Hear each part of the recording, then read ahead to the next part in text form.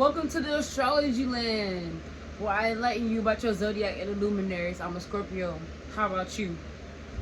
Alright, I'm going to be quick today. Today I'm going to talk about the full moon in Aries, which is tomorrow. Give y'all a reminder on the lunar eclipse coming. Talk about the current planets and just give y'all a little information on the moon. Alright. So we're going to start with the moon cycle. The moon goes through every sign, zodiac, every month.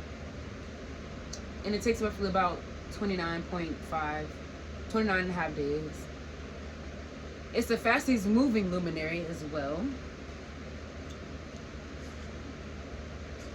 Alright. So the new moon is going to be about resetting. And then you have your waxing. Your waxing crescent is to refine. Your first quarter is to take action. Your waxing gibbous is to trust. Your full moon is to celebrate. Your waning gibbous is to receive. Your last quarter is to breathe. And your waning crescent is to reflect. I'm going to tell you a little something about my astrology chart. When I was born, it was in third quarter. And it means reality check, revision, integration, and cleansing. Honestly, for me, I think that's a really great thing because those are things everyone needs. Reality checks, cleansing, integration, and revision. And I think that's what my gift is a little bit, is to do those things and apply them. Alrighty. So, now I got that out the way. So, I want to talk about the moon in Aries. So, Aries, number 1. First sign in the zodiac. Number 2, it's a masculine sign. That doesn't mean that anybody who's a female is going to be more masculine and anybody who's a guy is going to be more feminine. It's just the nature of that sign is supposedly masculine or feminine, but it's not a big deal. And also it determines if they're an introvert or an extrovert, but not a big deal. Everyone is different. Astrology is not determining your life path. It's not the whole end all be all, remember. So Mars is the ruler of Aries. It's a masculine planet of action, bringing intensity wherever. Give me a second.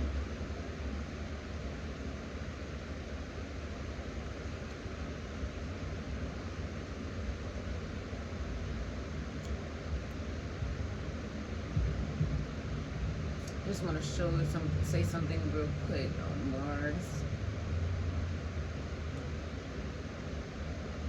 Okay, Mars is responsible for activity, energy, courage, and assertiveness.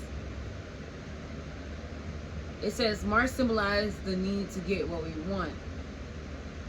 This means our driving force, which includes sex drive, initiative, and courage. Mars tells us about our desires, sensuality, courage, and will. It also tells us how we are able to overcome obstacles and how we are. So Mars being in Aries is telling me that a lot of things are going to be so pioneering. You're going to be you're going to basically be more headstrong, head on your shoulders, wanting to do things on a positive note.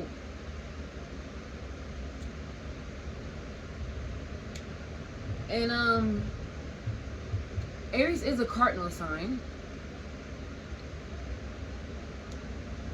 So you can imagine basically this is saying you're taking on the lead in your life, in yourself, in your personality, what you desire.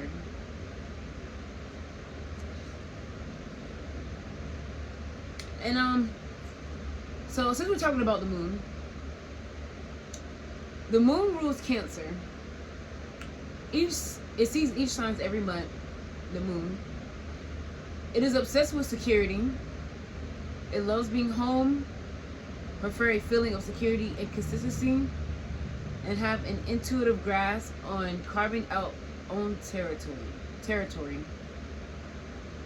And I'm saying this because the houses are important, and to identify what's really happening, you have to know what this house is and what sign is being ruled by what luminary. So the moon being ruled by Cancer means that you're dealing with emotion, and if you're a moon sign, or if the moon is in Aries, the moon is going to be tackling the Aries qualities, or they're going to just be, it's not really tackling, it's more like a dynamic duo. Some people may not really like the energy, some people may feel good with the energy, some people may it may flow with them. Alrighty. And Aries is the first house, and it's self and personality. And moon is the fourth house, dealing with home and family. It's ruled by Cancer.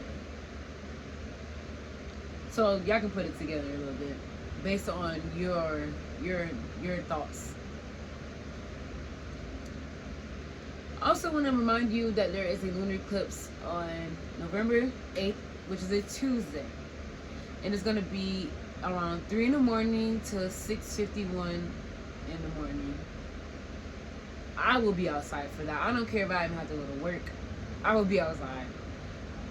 And I feel like it's something everyone should watch and experience, because it is such an energizing feeling. It's such a moment that you will never forget. When I first saw my first lunar eclipse, like when I actually was conscious about it, and I knew that it was happening, and I seen it, it made me feel different, because this is energy. This is all energy. The moon, the sun, they're all working together. And by the way, the moon is a feminine energy, and the sun is a masculine energy. So when conjunctions happen, expect it to be a little chaotic, but not always. But it could be chaotic, it could be ease, it just depends on everything. Alrighty. Now I want to talk to you about the current planets and where they're sitting, or luminaries.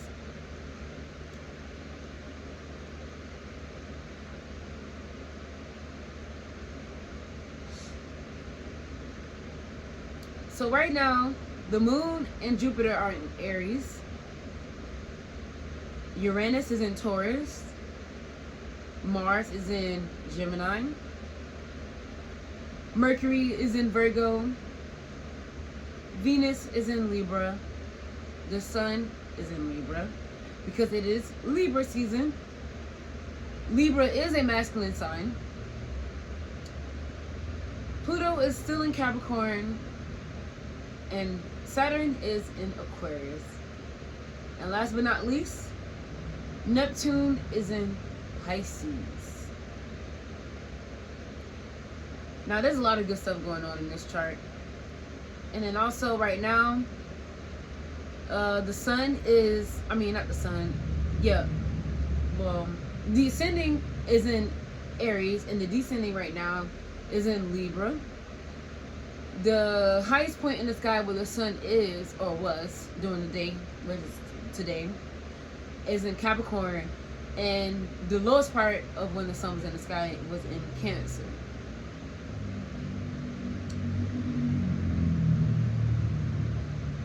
Please leave any questions, thoughts, or comments, because I would love to have us all in the same thought process, or same topic or conversation.